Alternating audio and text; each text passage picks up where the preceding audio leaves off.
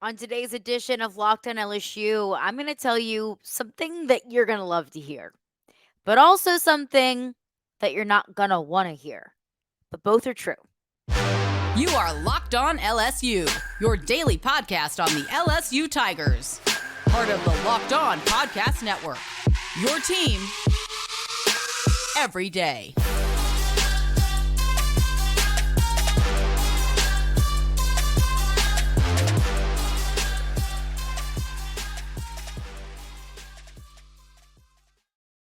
Well, thank you for making Locked on LSU your first listen every single day. We are free and available wherever you get your podcast, but don't forget that you can also check us out on YouTube as well.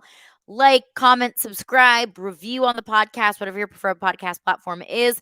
Always appreciate you for being here and for making Locked on LSU your first listen every single day. My name is Caroline Fenton. You can follow me on Twitter at Caroline Fenton1, or you can follow along with the podcast at Locked on LSU.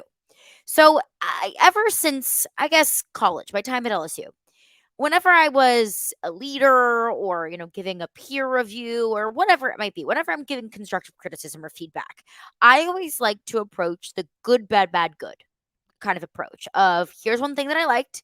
Here's two things that I think that you can work on, two things that aren't as good, and then I'll end on a good note. So open it up on a high note.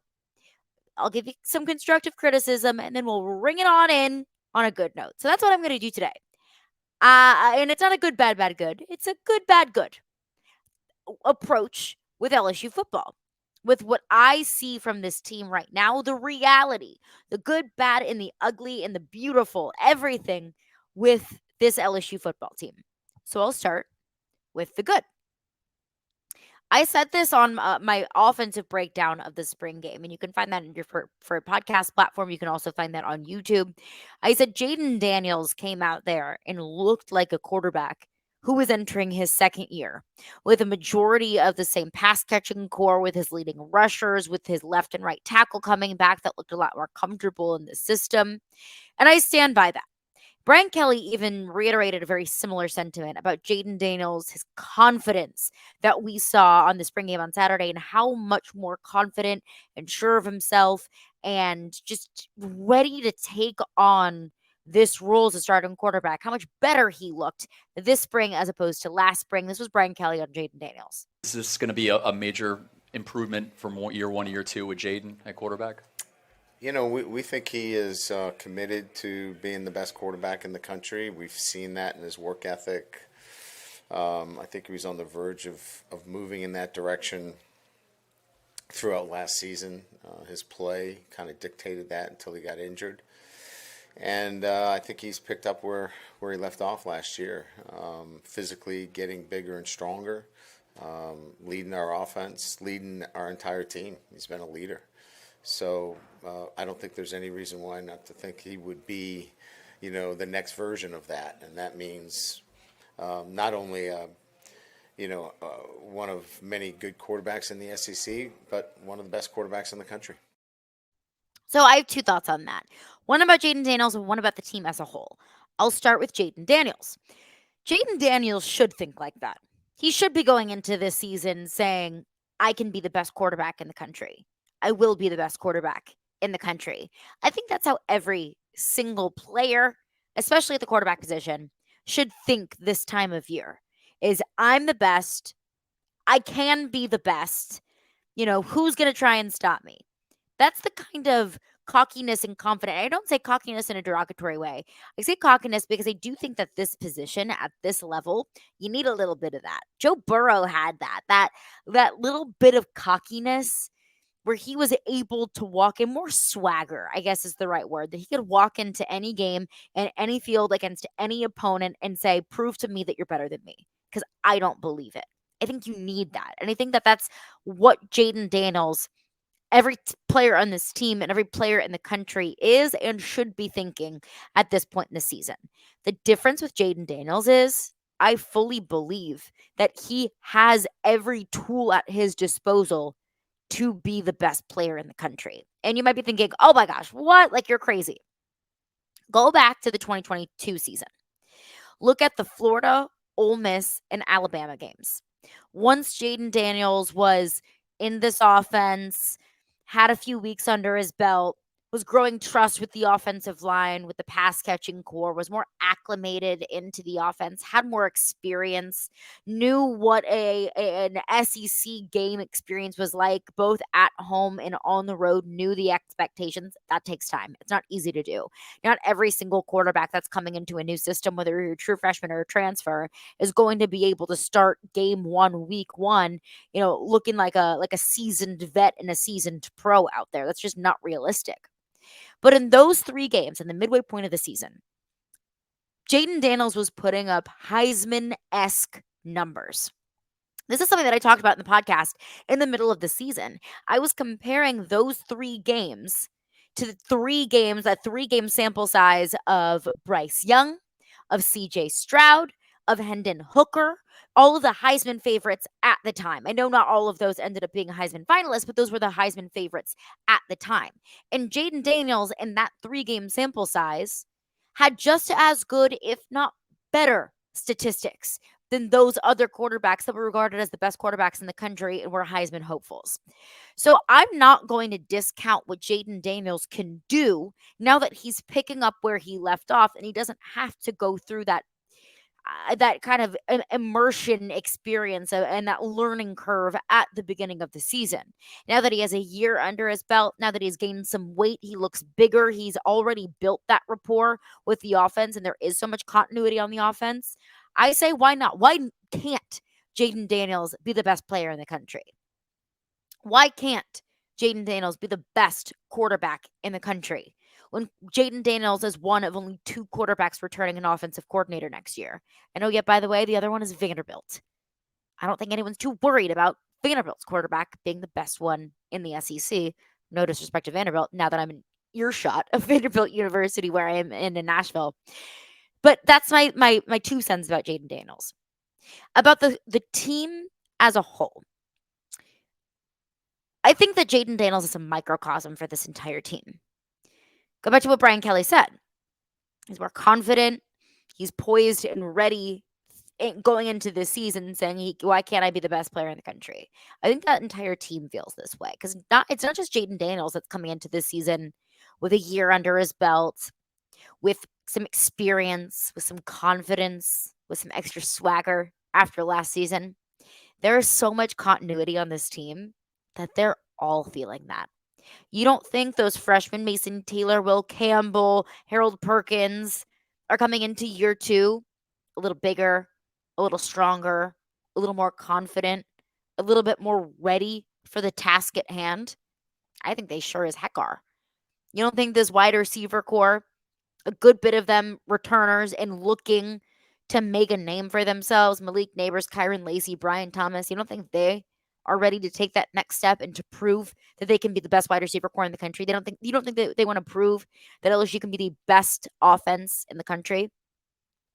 I think that this entire team is stepping into this 2023 season believing that they are the best, believing that they can be the best, because they're all stepping into this season a little bit more sure of themselves, with a little bit better of an understanding of what's expected of them, knowing how to win those big games because they've been there. They win all of them, but they won a lot of them. So that's kind of how I feel about it. That's what I think you do want to hear. I think this quarterback and I think this team coming into year 2, same coach, same coordinators, both offensively and defensively, returning a whole lot of production, which is another reason why I think the ESPN FBI loves LSU so much, is because they're returning so much production offensively and defensively. They're stepping into this season and saying, why not us? And man, is that a dangerous mindset for the rest of the SEC. I said good, bad, bad, good. That was good. We'll get into bad, something you might not want to hear, coming up next. If you're looking for a delicious snack, but you don't want the sugar, you don't want the calories, you're going on a diet and you are just craving something delicious, then you need the best tasting protein bar ever. It's built. You have got to try it. It is delicious. And if you're like me and you want to make healthier snack choices, but you don't want to compromise on taste, this is the perfect thing for you. Put away the celery and the carrots, the things that don't taste very good, and grab a Built Bar. Because Built Bars are healthy and they taste amazing. Seriously, they taste so good that you won't even think that they're good for you.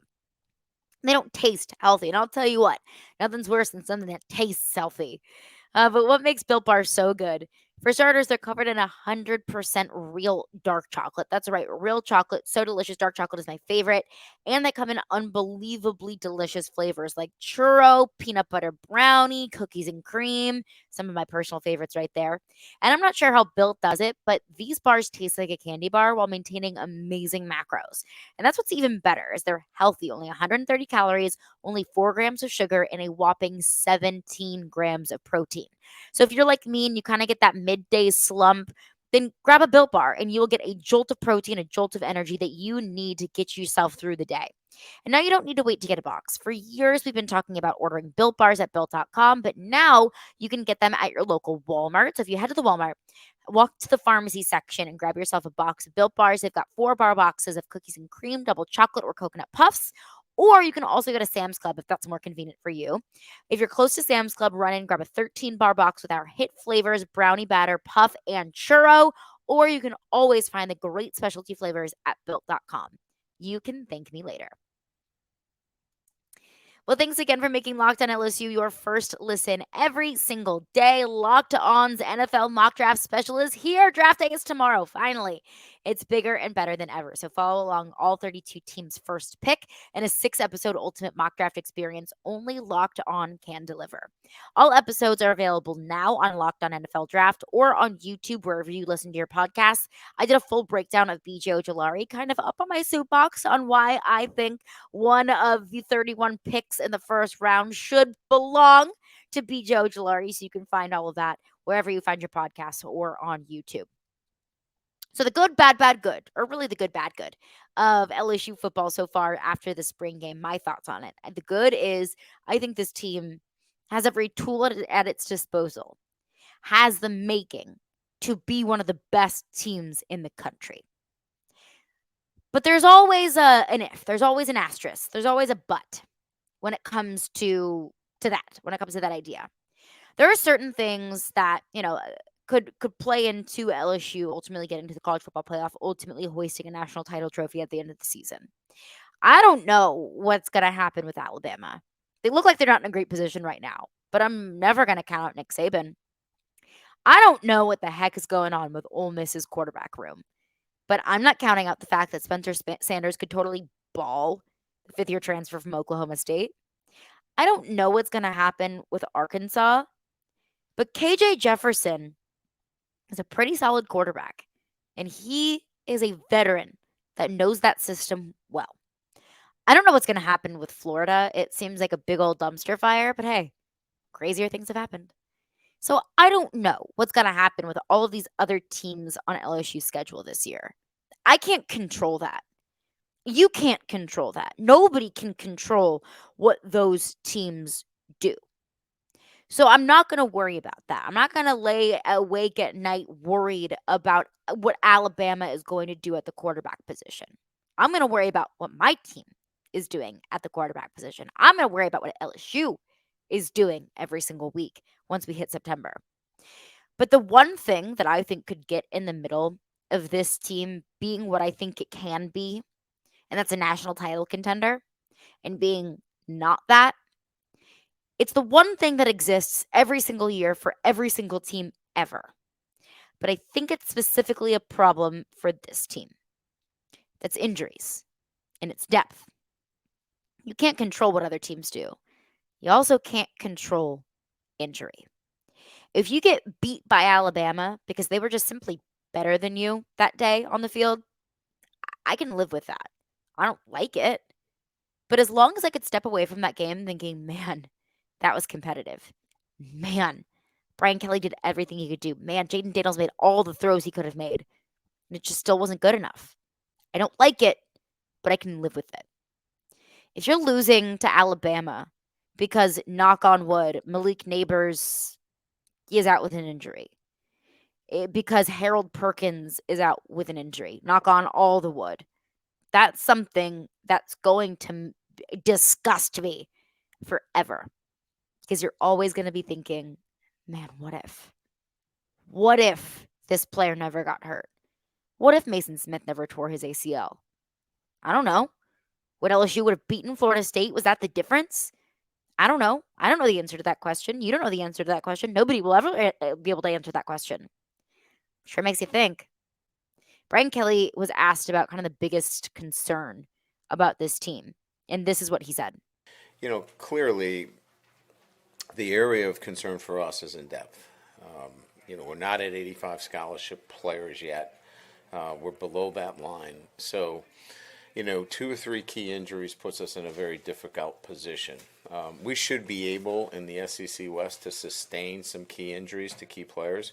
I don't believe we're at that point yet. If we, knock on wood, stay injury free and continue to develop, we're going to be fine. You are crazy if you think that LSU or any other team in the country is exempt from injury. It's a long and grueling and demanding season. Injuries happen. Unfortunately, football's a physical sport. Injuries happen. But not having the depth to sustain those injuries, that's when you go from a team that could go 11-1 to a team that went 7-5. That's a pretty drastic difference. So my bad of the good, bad, good is if this team isn't built to sustain injuries to a certain extent, one, you better hope that the injuries stay at a minimum. I think last year, I have to give this team credit. I have to give Brian Kelly credit. This team, for the most part, avoided the avoidable injuries. You can't control tearing your ACL. Those are weird freak things that happen. There are certain injuries that you just simply cannot control. But those soft tissue injuries, the hamstrings, the whatever they might be, those are injuries that can come from possibly lack of conditioning, from whatever it is. I'm not a physical therapist. I'm not a doctor. But those are I view more so as in like nagging injuries that feel a little bit more avoidable than say, the broken bones and the torn ACLs, the freak accidents that happen when you're playing a physical sport. So I mean, I can't control it. You can't control it. Nobody can control the injuries. If you could, then man, this would be a much easier game. Um, but it is going to be a concern for me. And it is going to be something that I will focus on from now until the transfer portal closes in just a few days. And even beyond that, as LSU looks to add a little bit more depth via the transfer portal, is can this team get to a point where it's where how we feel now, you can withstand injuries to a certain extent?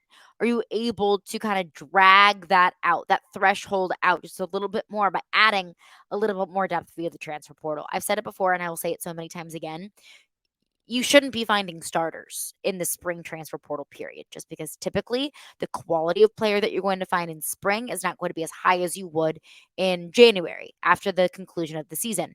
That is just a generalization. It's not true for every single player, every single year. Of course, things change, but if you can find some depth pieces, which is exactly what Brian Kelly said that they were going to do in the spring transfer portal period, is just find some depth. That's what you're going to have to do. If right now in April your concern is depth. Coming up next, it is a Mailbag Wednesday, so I will get into your questions. You can send in your questions on Twitter. You can send them down below on YouTube. If you're watching on our YouTube, you can send in questions any time of the week. Love hearing your questions. Love hearing what you guys want to talk about. We will get into that coming up next.